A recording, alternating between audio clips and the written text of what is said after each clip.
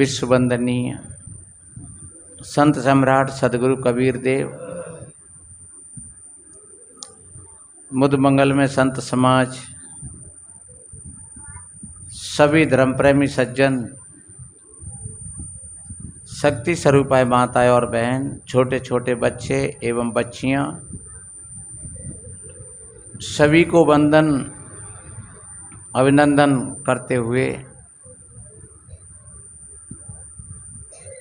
सेवा का समय मिला है। अभी तक आपने बड़ी अच्छी ज्ञान की चर्चा को श्रवण किया और जो संत बताते हैं, थोड़ी सी बात अगर समझ में आ जाए तो जीवन बदल जाता है। प्रत्येक भाई बहन का अपना कर्म होता है।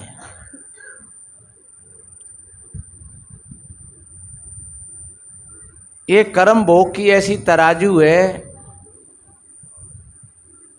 इसमें किसी का बस नहीं चलता है और कोई इसमें से बांट नहीं सकता है। अगर पत्नी का कर्म है तो वो पत्नी को ही भोगना पड़ेगा।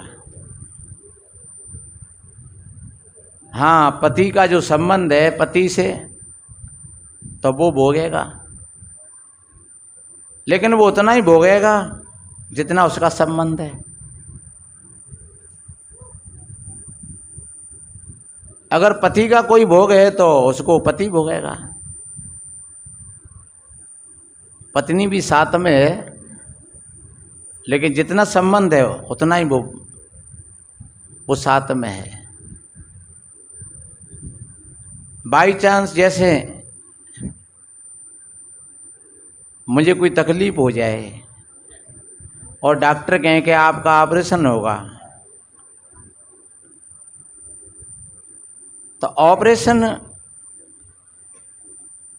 वो मेरा ही होगा। कोई भी शिष्य, प्यारे से प्यारा शिष्य, और वो कहे कि महाराज आप रहने दो, लव हम करवा लेंगे। महाराज आप क्यों, हमारे होते हुए और आप ऑपरेशन कराएंगे, हमें नहीं। हाँ, तुम पैसा दे सकते हो और सेवा कर सकते हो, लेकिन ऐसा नहीं होगा कि मेरा पेट फटे और उसके बदले में तुम अपने पेट भरवा लो। बस यही संबंध है, क्योंकि कोई काम ऐसा मैंने किया जिससे मेरे पेट में कोई गांठ बनी, इससे परेशानी हुई, दर्द हुआ, और डॉक्टर ने जो ऑपरेशन बोला तो वो मेरा ही कर्म था। आपको उतना ही भोगना पड़ेगा जो आप हमारे नज़दीक हो। आप चंदा कर लोगे, पैसा कर लोगे, आप भोजन पानी खिलवा दोगे और सेवा कर दोगे, स्नान करवा दोगे, कपड़ा धुलवा दोगे, लेकिन पेट तो मुझे ही पड़वाना पड़ेगा। इसलिए मेरे बहन भाइयों कहते हैं, अपने कर्मों को सुधारो रे भाई, तो तुम पर जुर्म है न ईश्वर खुदाई। अपने कर्मों को बिगाड़ोगे भाई तो कोई नहीं रोकेगा, ईश्वर और खुदाई। इसलिए प्रत्येक भाई बहन को बड़े होश और सजगता के साथ अपना कार्य करना है। कहते हैं, सावधानी हटी और दुर्घटना घटी। सज्जनों, मन की निर्मलता में ही सुख है, शांति है, और मन की मलिनता में ही दुख है, अशांति है। जहां हमारा मन विकारों से भरा हुआ है सज्जनों, वहां शांति है, दुख है, और जहां मन निर्मल है, पवित्र है, वहां सुख है और शांति है। आप परमात्मा के पास में हो, बिल्कुल दूर नहीं हो। ऐसा रामायण में बाबा तुलसीदास जी ने कहा है, जब विभीषण मिलने के लिए आ रहे हैं बानरों ने विभीषण को पकड़ लिया और श्री राम जी से जाकर के कहा, प्रभु एक राक्षस आ रहा है। श्री राम जी ने कहा, आने दो, कोई बात नहीं है। बोले पता नहीं है, जान ही न जाए निशाचर माया और काम रूप के कारण आया, पता नहीं है, विश्वास नहीं किया जा सकता है। और हमारा भी ऐसा ही मामला है, हमारा भी चित्त संशय से भरा हुआ है, विश्वास नहीं है। और यहां राम जी के मुंह से बाबा तुलसीदास जी कहलवाते हैं, निर्मल मन जन सो मोए पावा,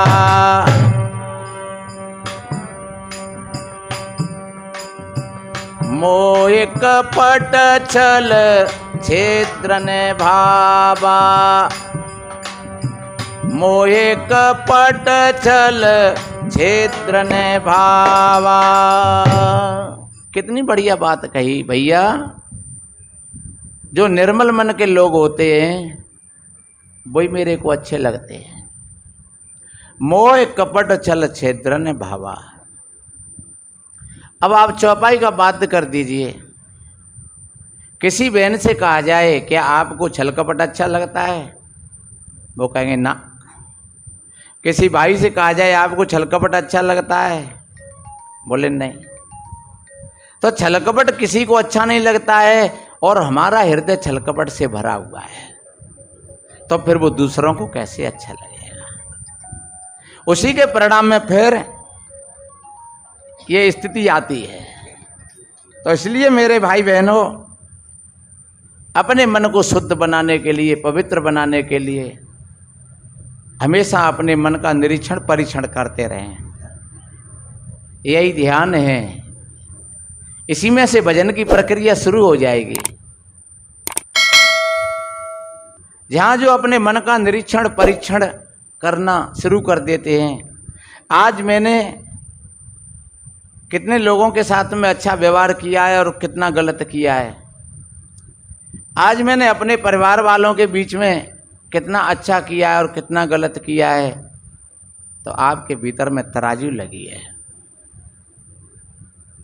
कहीं कहीं कोई भाई लोग कहते हैं महाराज हमें नहीं पता है कि धर्म काय से कहते हैं और अधर्म काय से कहते हैं। जिस किसी कार्य को करके तुम्हारे चित्त में प्रसन्नता की तरंगें उठ रही हो तो समझ लो कि आपने धर्म किया है।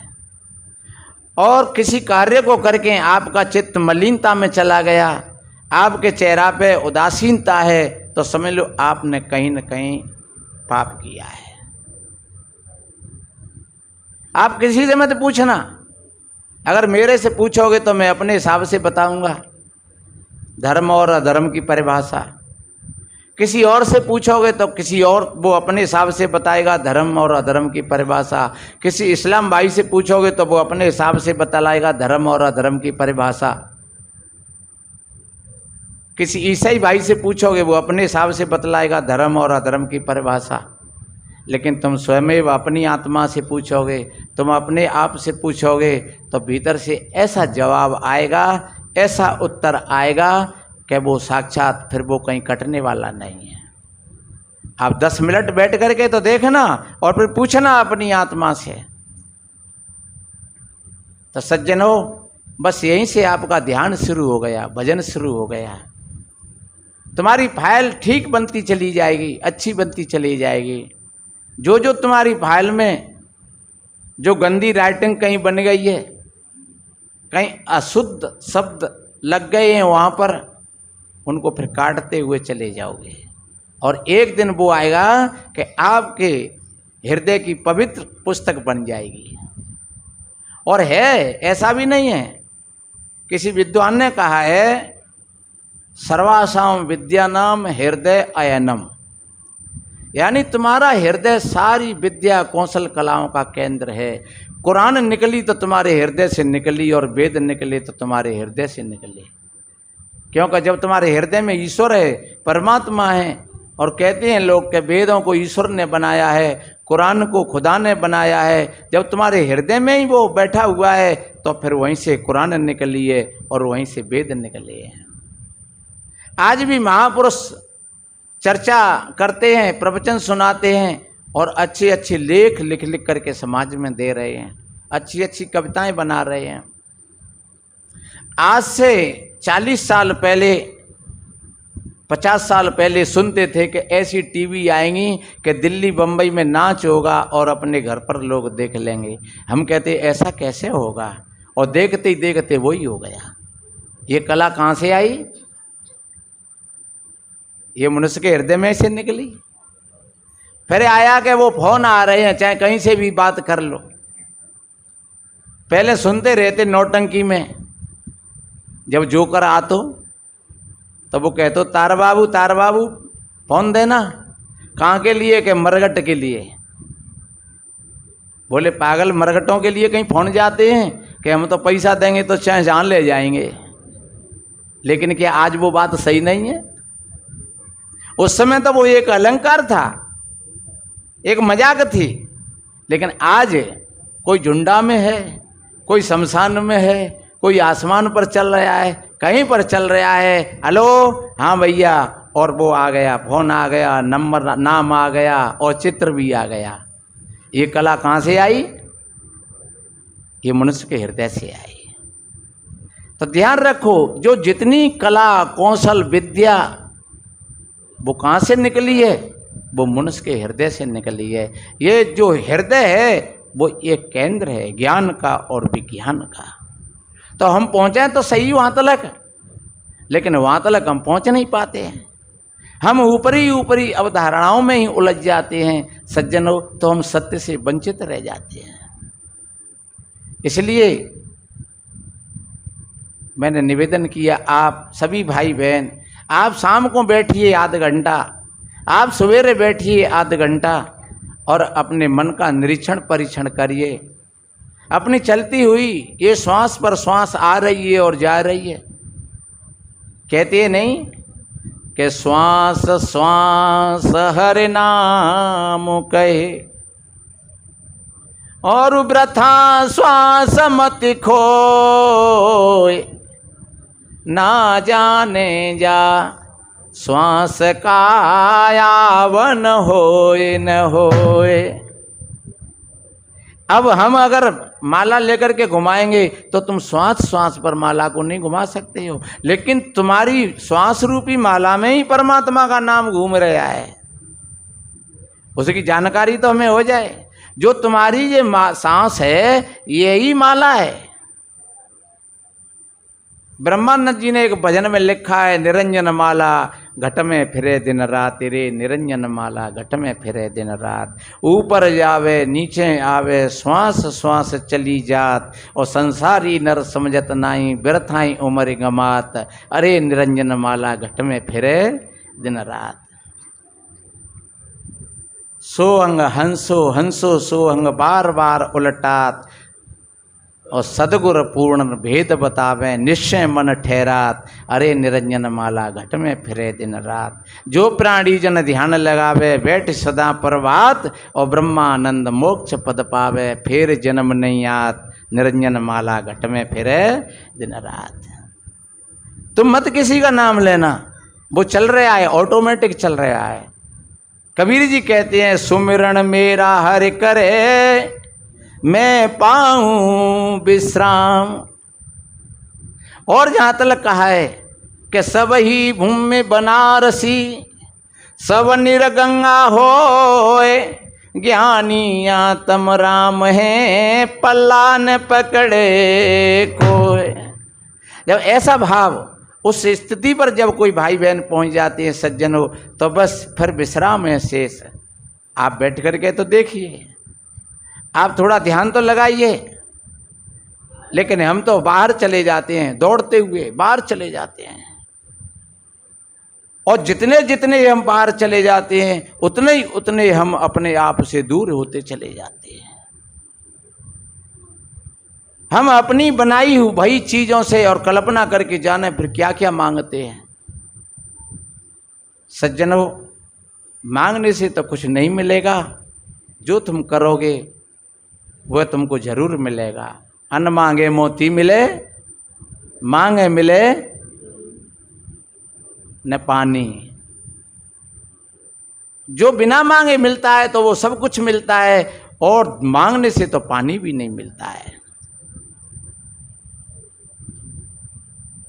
इसलिए मेरे भाई बहनों, मांगने का प्रयास मत करना। भिखारियों की कभी पूर्ति नहीं होती है। भिखारी जीवन भर मांगता रहता है, अभी और अभी और अभी और अभी और अभी और। एक राजा कहूं चढ़ाई करवे जा रहे, एक महात्मा को कोई एक मोहर मिल गई सोने की। महात्मा जी ने सोचा भाई ये मिल गई है, चलो ठीक है, कहूँ कंगाल आदमी दे देंगे।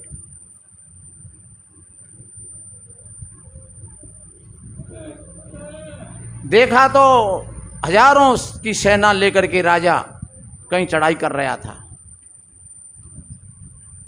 महात्मा जी ने पूछा, भैया ये क्या बवंडर हो रहा है, क्या शोरगुल हो रहा है? एक किसी सैनिक ने कहा, ये हमारे महाराज हैं, ये बहुत बलवान हैं, ये बहुत शक्तिशाली हैं। तो फिर ये कहाँ जा रहे हैं? कि अमुक राज पर चढ़ाई करेंगे। फिर क्या करेंगे? अरे कि वहाँ महलों में से अच्छी अच्छी सुंदर सुंदर रानी हैं, लड़कियाँ, उनको पकड़ करके लाएंगे, उसके खजाने को लूटेंगे, उसको अपना गुलाम बनाएंगे। महात्मा जी ने सोचा कि ज्यादा से ज्यादा कंगाल और कोई नहीं होगा, चलो जाइए दे देते अपनी मोहर को। और बराबर में पढ़ करके उसने, महात्मा ने मोहर फेंकी तो मोहर जा करके उसके ओहदा में गिरी। राजा ने जब देखा उस मोहर को, राजा ने कहा, भैया ये किसने फेंका है इस मोहर को? महात्मा जी ने कहा, मैंने फेंका है। आपने क्यों फेंका है? अरे कि हमें मिल गई रास्ता में डरी, हमने सोची को कंगाल आदमी दे दें, कहूँ कि काम में आ जाएगी। राजा ने कहा, महात्मा तुम्हारा दिमाग खराब तो नहीं हो गया है? देखो मेरे पास में कितनी सेना है, मेरे पास में बड़े बड़े खजाने हैं, बड़े बड़े महल हैं, क्या मैं कंगाल हूँ? महात्मा जी ने कहा, पागल, अगर तू कंगाल नहीं होता तो फिर दूसरे के राज्य को लूटने के क्यों जाता? जो लूट करते हैं वो डकैत होते हैं, वो राजा नहीं होते हैं, महाराज नहीं होते हैं, वो लुटेरे होते हैं। तेरे महलों में अगर बहुत अच्छी अच्छी सुंदर रानी है तो फिर तू दूसरे की बहन बेटियों के लिए क्यों तक रहा है? तेरे खजाने में सोना चांदी भरा हुआ है तो फिर दूसरों के खजानों को लूटने के लिए क्यों जा रहा है? तेरे पास सैनिक दल है तो फिर तू दूसरी की सेना को गुलाम बनाने के लिए क्यों जा रहा है? इसलिए मैंने सोचा था कि ये बहुत ज़्यादा कंगाल है। राजा को बड़ी चोट लगी, उतर करके हाथी के होदा से और महात्मा के चरण स्पर्श किए, कहा, प्रभु वास्तव में ही आपने मेरी आंखें खून दी। महात्मा जी ने कहा, पागल, हजारों लोगों का खून खराब करता, और क्या ये खजाने किसी के साथ जाते हैं? और ध्यान रखो, ईमानदारी के साथ जो भाई बहन अपना जीवन जीते हैं उनके जीवन में कमी नहीं रहती है। अगर कहीं कमी आई है तो वो कहीं ना कहीं अपनी भूल है। उस भूल को स्वीकार करके और फिर से हम ईमानदारी की तरफ अपना कदम उठाएं तो ध्यान रखो, फिर वही समय आ जाएगा, फिर वही वक्त आ जाएगा, आपके जीवन में कोई कमी नहीं रहेगी। ऐसा संत महान पुरुषों ने कहा है और देखा भी है ये वर्तमान में।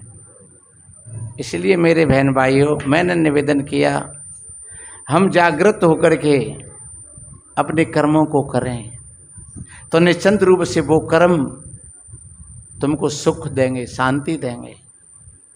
अगर बेहोशी में किसी भी कार्य को किया तो वही कर्म तुम्हारे दुख का कारण बन जाएगा। कर्म जाल में उलझ के में आन पड़ी भवधार, और विषय वासना के बस होकर भोगे दुख अपार। हृदय में अकुल आती, मेरे सदगुरु पकड़ी बाह, नहीं तो मैं भय जाती है। इसलिए मेरे बहन भाइयों, शाम को बैठ करके, सवेरे बैठ करके अपने मन का निरीक्षण परीक्षण करिए। अपनी एक एक आती जाती श्वास को देखिए। जैसे कोई आदमी नदी के किनारे पर खड़ा होकर के और वो नदी को देखता है, किनारे पर खड़ा होकर के देख रहा है, उस पर उस पानी का कोई प्रभाव नहीं है। नदी में कोई सांप बिच्छू कोई झाड़ झक्कड़ जा रहा है, उसका कोई प्रभाव नहीं है, क्योंकि वो किनारे पर खड़ा होकर के देख रहा है। अगर कूद गया तो फिर तो वो भीग भी जाएगा, डूब भी जाएगा, सांप बिच्छू भी उसको काट सकते हैं, क्योंकि वो तो धार में फंस गया। पर ध्यान रखो, जिस वक्त जैसे पानी जैसे नदी की किनारे पर खड़ा होकर के भैया कोई देखता है तो नदी के प्रभाव से वो बिल्कुल अलग है। ऐसे ही हम भी अपने स्व अंतःकरण रूपी नदी के किनारे पर खड़े होकर के हम देखें अपने विचारों को, अपने मन को, अपनी श्वास को, तो हम इसी तरीक़ा से दूर बने रहेंगे इस धार से, जैसे वो भैया नदी को देख रहा था और किनारे पर खड़ा होकर के देख रहा था। ऐसे ही हम भी देख रहे हैं, लेकिन हमारा उसमें बिल्कुल कोई हस्तक्षेप नहीं है। जब कर्तापन नहीं है तो फिर भोक्तापन भी नहीं है। और आप इसी तरीक़ा से आप देखते रहोगे तो एक दिन वो आ जाएगा कि आप अपने परमात्मा के पास में होगे और दुख और सुख ये संसार की निधि ये नीचे रह जाएगी सब की सब। तो संतों का यही भाव होता है, सर्वे भवन्तु सुखिनः सर्वे सन्तु निरामया सर्वे भद्राणि पश्यन्तु मा कश्चित् दुख भाग भवेत्। सभी के जीवन में आनंद हो, सभी को सुख और शांति मिले, सभी निरोग हों, स्वस्थ हों। इन्हीं शुभ मंगल कामनाओं के साथ आप सभी भाई बहनों के लिए कोटि कोटि साधुवाद, धन्यवाद।